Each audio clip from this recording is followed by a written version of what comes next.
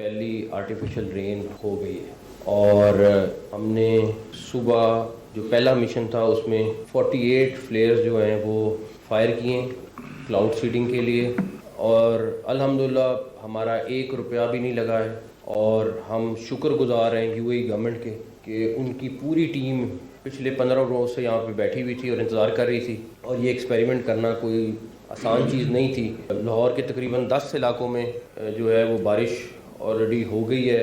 Smog کے تدارک کے لیے انقلابی اقدام، پاکستان کی تاریخ میں پہلی مصنوعی بارش، لاہور کے 10 مقامات میں مصنوعی بارش کرائی گئی۔ وزیر اعلیٰ پنجاب محسن نقوی کہتے ہیں کہ بارش کے فلیئرز مرید کے اور شادرہ کے قریب ہوئے، پہلی فلائٹ میں 48 فلیئرز فائر کیے گئے۔ مصنوعی بارش برسانے کے لیے یو اے ای سے 2 طیارے آئے۔ وزیر اعلیٰ پنجاب کا ٹویٹ، بارش برسانے کے لیے یو اے ای سے اظہار تشکر۔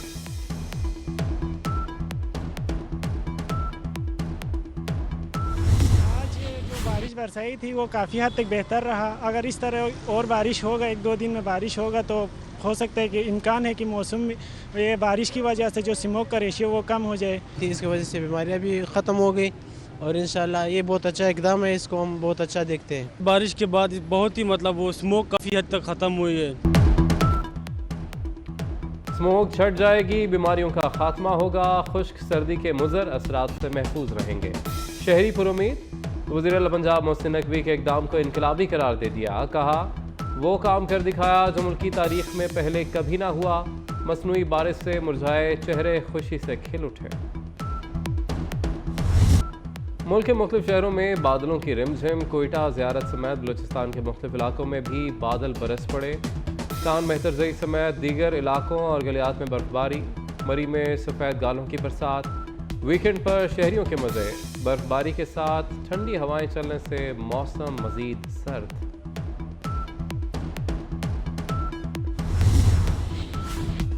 پیپلز پارٹی کا 27 دسمبر سے الیکشن مہم شروع کرنے کا اعلان، پارٹی کی مرکزی کور کمیٹی کا بلاول بھٹو کی زیر صدارت اجلاس۔ سپریم کورٹ کے فیصلے اور الیکشن شیڈول کو خوش آئند قرار دے دیا۔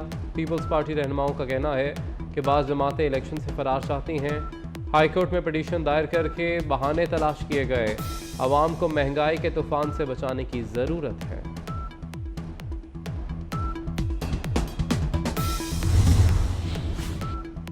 سابق صدر آصف علی زرداری کا دورہ پشاور، گورنر خیبر پختونخوا حاجی غلام علی نے گورنر ہاؤس میں استقبال کیا۔ دونوں رہنماؤں میں صوبے کی سیاسی اور امن و امان کی صورتحال پر گفتگو۔ سابق صدر سے آج اہم سیاسی شخصیات ملاقاتیں کریں گے۔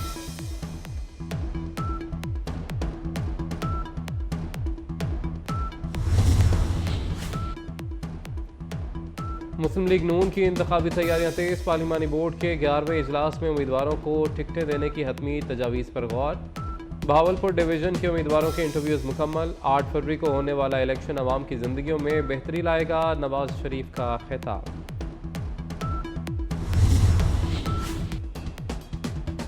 پی ٹی آئی کی ایک اور وکٹ گر گئی، ہمایوں اختر نے استحکام پاکستان پارٹی میں شمولیت اختیار کر لی۔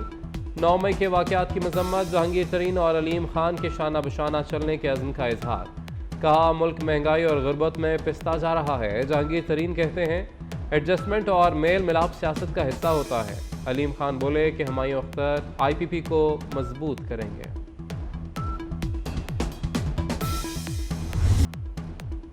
الیکشن کمیشن نے عام انتخابات کا شیڈول جاری کر دیا۔ عام انتخابات 8 فروری 2024 کو ہوں گے۔ کاغذات نامزدگی 20 سے 22 دسمبر تک جمع کرائے جا سکیں گے۔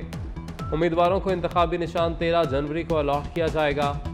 امیدواروں کی فہرست 23 دسمبر کو شائع کی جائے گی۔ کاغذات نامزدگی کی واپسی اور حتمی فہرست کا اجرا 12 جنوری کو ہوگا۔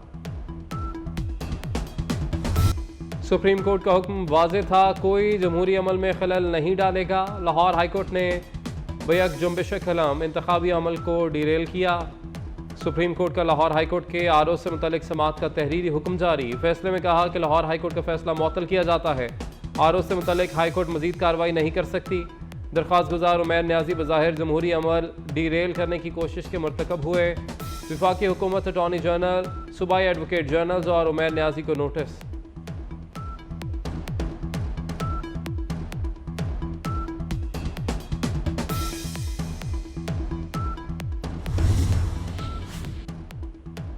جنوبی ایشیا میں قیام امن کے لیے تنازع کشمیر کا حل ناگزیر ہے. آرمی چیف نے سیکرٹری جنرل اقوام متحدہ پر واضح کر دیا. اینٹونیو گوتریس سے ملاقات میں مقبوضہ کشمیر کی حیثیت تبدیل کرنے کی غیر قانونی کوششوں کی مذمت. کہا کشمیر کا دیرینہ تنازع سلامتی کونسل کی قراردادوں اور عوامی امنگوں کے مطابق حل ہونا چاہیے.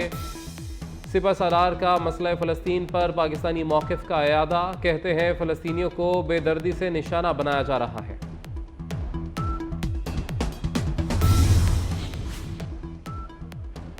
جے یو آئی سربراہ مولانا فضل الرحمان سے پاکستان میں تعینات افغان سفیر سردار شکیب کی ملاقات. پاکستان اور افغانستان کے تعلقات پر تبادلہ خیال. دونوں ممالک میں بہتر تعلقات خطے میں امن کی ضمانت قرار. افغان سفیر کی طالبان حکومت کی جانب سے مولانا فضل الرحمان کو دورہ افغانستان کی دعوت. غزہ میں اسرائیلی افواج کی وحشیانہ کارروائیاں جاری. کمال عدوان اسپتال کا بڑا حصہ تباہ کر دیا. مریض زندگی اور موت کی کشمکش میں مبتلا. جبالیہ کیمپ پر حملے میں 14 فلسطینی شہید. خان یونس پر بھی جارحیت. 2 صحافیوں سمیت متعدد فلسطینی شہید ہو گئے. شہداء کی مجموعی تعداد 18,800 سے متجاوز. صہیونی فوج نے حماس کی قید میں موجود اپنے 3 شہری مار دیے. حماس سے جھڑپ میں ایک اور اسرائیلی فوجی مارا گیا. 7 اکتوبر سے ہلاک اسرائیلی فوجیوں کی تعداد 116 ہو گئی.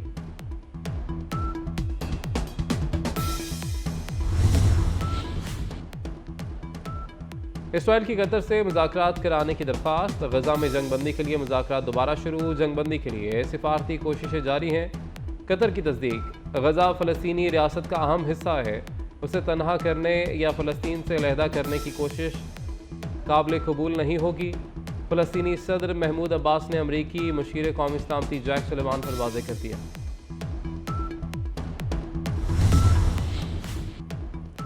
وزیر اعلیٰ پنجاب محسن نقوی کا اقبال فہمی کے فروغ کے لیے منفرد اقدام. شاعر مشرق سے منسوب تاریخی اشیاء کا میوزیم بنانے کا فیصلہ. بادشاہی مسجد کے بیرونی احاطے میں میوزیم قائم کیا جائے گا. میوزیم میں شاعر مشرق سے منسوب اشیاء رکھی جائیں گی. وزیر اعلیٰ نے شاعر مشرق کے میوزیم کے قیام کے لیے فوری اقدامات کا حکم دے دیا.